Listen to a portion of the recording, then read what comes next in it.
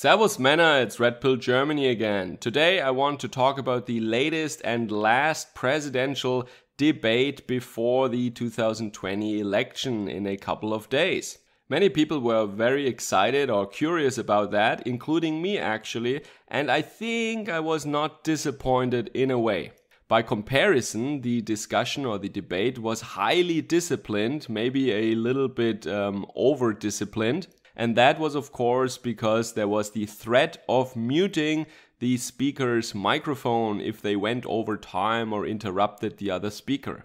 And I noticed that it was done once to Donald Trump, but just for like a split second or a second or something, and then it came back up. It was maybe just a reminder for him that if you go on, we will actually turn it off. I don't know, or it was on a timer.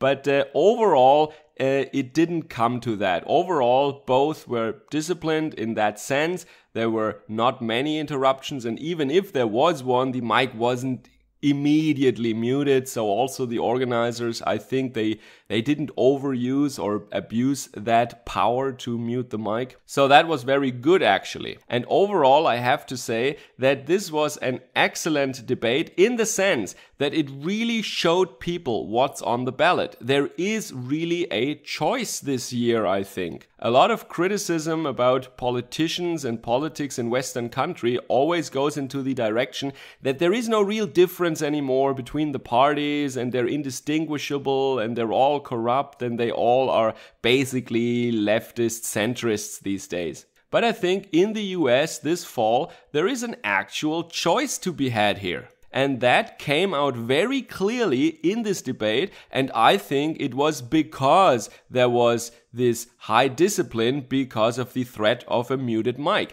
In the first debate, they were just shouting at each other, trying to insult each other, but it didn't really become clear what they actually want. They didn't talk about policy a lot, and they talked about each other's track record and each other's failures, which of course was also a certain part in this debate, obviously. But in addition to that, there was some time to actually talk about the plans for after the election, what they want to do. And I think those differences came out very clearly, and I want to go over them from my German point of view, of course. Maybe I understand things a little differently than someone from another country or from the United States.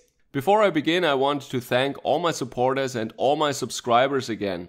If you like this material, like, share and subscribe. And if you want to support my channel, you can do so directly via PayPal or support me on Patreon or Subscribestar. So the big points, the big political fields where these differences came out clearly, I think, that is immigration, social issues, the economy and foreign politics. So let's start with the first point, and that is immigration, especially the irregular kind. That was also a major topic in 2016. Trump said he wants to build a wall and Mexico should pay for it. I don't think that Mexico paid for it and there is not a real wall, but it is clear that under Trump the border protection, border control was tightened and he didn't just open the floodgates. Had Hillary been elected, or I think what Biden wants to do now, the border would become one big welcome center with open gates, free clinics and some offices where you can sign up for a US passport and free housing right at the border. And then, just like in Germany, we have the Königsteiner Schlüssel. That is a recipe for distribution of these newcomers according to a district's population and economic power. So the more population you have and the richer you are, the more tax income is created in a district or a city or a town, the more newcomers you are blessed with from our central government. And that is what the Democrats had in mind, and that is clearly not what happened under Trump. So in a way, he delivered on his promise, and that is on the ballot in 2020 once again. The difference couldn't be greater. Moving on to the social issues, I would call this as an umbrella term here. Also here, the difference couldn't be any larger. While Joe Biden is talking about systemic whatever, And the Democrats are busy with trying to figure out what the right pronouns for people are. Donald Trump has always been and he remains somebody who doesn't care so much for political correctness. He is obviously also not bigoted or hateful towards any other group. He has shown that time and time again. But he refuses to virtue signal towards minorities, and he refuses the notion that you are a hateful person just because you have European heritage. That is why this critical race theory stuff was thrown out of government education programs. Because this is highly scary Marxist stuff that teaches you that some people have intrinsic privilege or are intrinsically by heritage automatically perpetrators in some way. That stuff needs to go. All societies in the West have to reject these Marxist theories clearly. And you can see once again a clear difference between the candidates and between the parties, Democrats and Republicans, once again here. But I think the most important topic for Americans would be the economic question or the future of an American industry. That is the energy sector and manufacturing, of course. You clearly saw that Joe Biden hates productivity, he hates factories, he hates the energy sector. He talked about dirt and pollution and all that stuff, when of course you can make factories clean. You don't need to close them down. Of course, in some countries there are dirty factories, and in Germany, in our past, in the 19th century, we also had dirty factories, but these days are over. Germany is full of factories and they are clean. But he doesn't want to see that, he just wants to close them all down. And it was remarkable that he said that he wants to end the oil industry in the United States. So that means he wants to go away from fossil fuels and to regenerative sources like wind and solar. This is a very important topic with a lot of huge effects for the economy and the private households. And as a German, I have a lot of data and first-hand experience on this sector. I will be making a dedicated video on that highly important subject, but I want to just say right here about that in Germany, since the year 2000, for private households, the electricity prices have more than doubled in just a few years, in 2 decades basically. For the industry, it tripled. So if you want that, if you are a business owner and you want to pay 3 times the price for electricity, and if you are a private consumer, a private household, and you want to pay double, actually it is way more than double already in the year 2020 compared to 2000, yeah, go ahead, then vote Democrat with their Green New Deal nonsense, with solar and wind power that just doesn't work. It doesn't deliver what they promise, and I will tell you in detail in an upcoming video. Germany has lost so many businesses and so many industry branches already because of this nonsense. And let me tell you, this idea of green jobs and the green industry, that is utter nonsense. Nothing like this happened. Germany wanted to invest heavily in solar panels, and now they're all made in China. As was to be expected, because solar panels are not a high-tech industry. It's relatively low-tech, large volume, and that is not what the German economy, what the German industry is strong at. And I have a little guess that the American industry will be the same, because we have high labor costs, which is a good thing generally. And of course, and I think that wasn't talked about in the debate, but it goes without saying, that the CO2 tax will come, of course, when Biden will be president. And that will kick in Germany into overdrive from next year, actually. Electricity and also fossil fuels will become way more expensive next year. And while from the year 2000 onwards the price was inflated because of solar and wind power,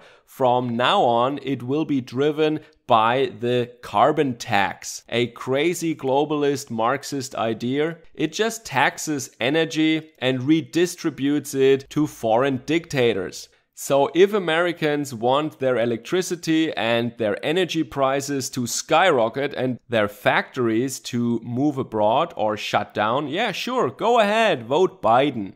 And then a topic that for me as a European is actually the most important topic, and that is US foreign policy, because we are directly affected by all that stuff.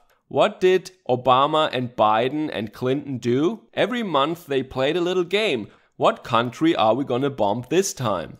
Military aggression and strikes from the side of the United States have gone down significantly under Donald Trump. And that is an actual smart power. Obama was a warlord, basically, that terrorized the entire globe. And while a lot of the people that illegally try to get into Europe are just doing so for economic reasons, in the beginning, especially in 2015, yes, there were a lot of people among them that came from war-torn countries, and Biden, Obama, and Clinton, of course, had a big part to play in this affair. They were basically laying waste to the regions in our European periphery, that is, Northern Africa and the Middle East. It goes without saying that we don't like that. And especially we don't like the fact that US NGOs are pressuring us and manipulating our population via the mass media into accepting all these people then with open arms. But that is of course not the only area of foreign policy. China is the big new topic. Well, not that new, but it becomes more and more of a threat, or it is perceived more and more as a threat right now. 5 years ago, not many people thought of China as a threat, but now it is a mainstream thing to say actually. So, how should we respond?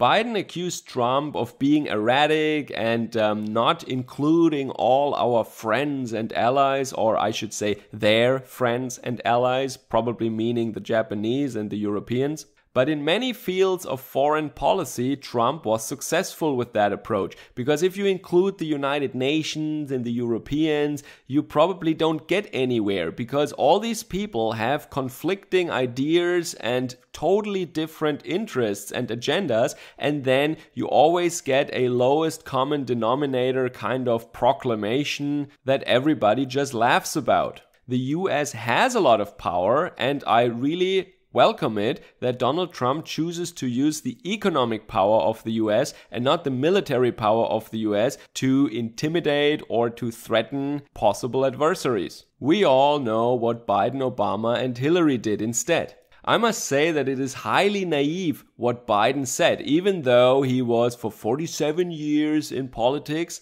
He just said, we should sit everybody around the table and tell them what's the deal and what the rules are. Yeah, right, because nobody ever tried to tell China what the rules are. Little example, this 51% rule. That when you want to be active on the Chinese market, you have to form a joint venture with the Chinese state, basically with the Communist Party, and you have to give them access to all your intellectual property, and you have to build a factory for them with your brand name on it, while they are actually owning it and calling the shots in there. And that is true for every country, according to my knowledge. And it's not like the US or any country hasn't tried to go around this or to make the Chinese understand that they don't want that anymore. And actually, in some sectors, China will dismiss that rule, but of course not in the high-tech sector. Not in the manufacturing sector, of course. And while maybe 10 years ago it would have worked if the Western countries had been united on this issue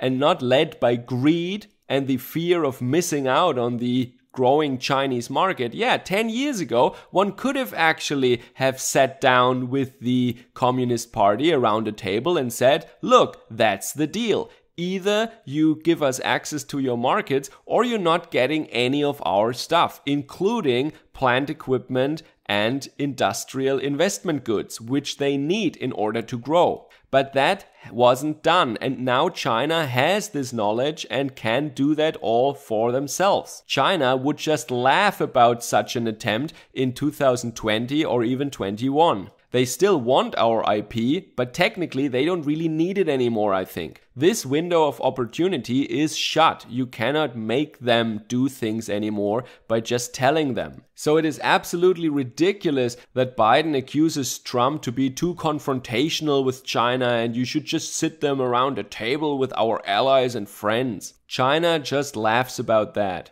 But maybe the personal finances of the Biden family have something to do with his attitude towards China. Now that is a last point I want to add at the end. Of course, Trump mentioned the laptop and the revelations with all the emails and the text messages and also people coming forth, these business partners of the Biden family. So there is really a lot of hard evidence against Joe Biden, but the entire media, including the moderator of that debate, they just acted like all this stuff doesn't exist or they didn't hear about it. It is so remarkable how Biden really knows that he can count on his buddies in the media and in big business and also in Silicon Valley, of course, to protect him and to always say allegedly and dubious and we don't really know where it comes from. Wasn't that email doctored? Doesn't it come from Russia? And these are people who went with the Russian hoax narrative for over 3 years and who actually still go on spewing this nonsense. So here, once again, you have a clear difference. So I'm not saying that Trump is our guy or something like that. No, he's not our guy. I just wanted to say that from a global perspective and also as a US voter from that perspective, I think there is a clear choice with hard, very, very substantially different consequences for the country and the world depending on this election. While it is of course fundamentally true, I'm getting a little bit tired of people who are always saying, oh, they're all the same in the end, and it makes them sound so red-pilled and so smart and wise and intelligent. And yes, of course, in a sense, they are correct. But to say that there is no difference and it doesn't matter who you vote for in this election is kind of ridiculous, I think. Sure, you might not get exactly what you want, but just look at Germany. If you really want ever-increasing taxes, a growing state and a collapsing industry that in and of itself would have been healthy, but government overregulation and state meddling are destroying our industry at the moment. And these are exactly the same ideas that Biden presented here: carbon tax and Green New Deal and solar and wind power. Just go ahead with that and you will see what path it leads you down. My hint is just look at Germany right now. If you want that in these fields I mentioned, then sure, go ahead, vote Biden. But after this debate, at least nobody can say that they didn't know about that before the election. And that is why I think it was a good debate, because these differences came out very clearly, and it was refreshing to hear that.